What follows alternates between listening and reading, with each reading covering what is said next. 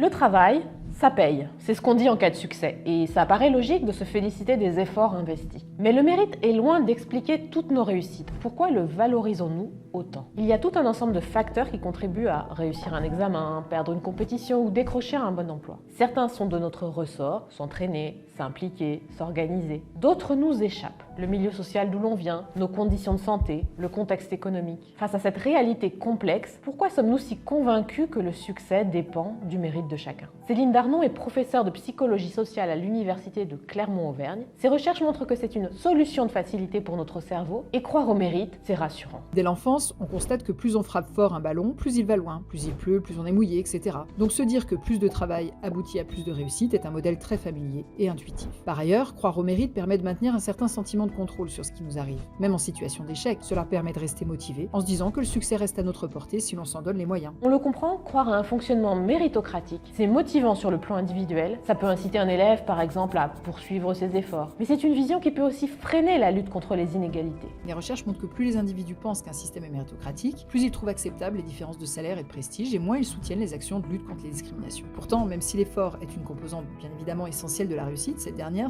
dépend également beaucoup des circonstances dans lesquelles on vit. Ainsi, créer des dispositifs d'aide pour les élèves défavorisés, par exemple, ce n'est pas aller contre le principe de mérite, c'est au contraire lui permettre de s'exprimer. Loin de s'opposer, justice sociale et responsabilité personnelle doivent se conjuguer pour permettre au potentiel de chacun de se réaliser. Déconstruire les croyances sur le mérite, c'est un préalable pour repenser nos actions au quotidien et pour cela, on peut commencer par lire les articles de Céline Darnon sur The Conversation France.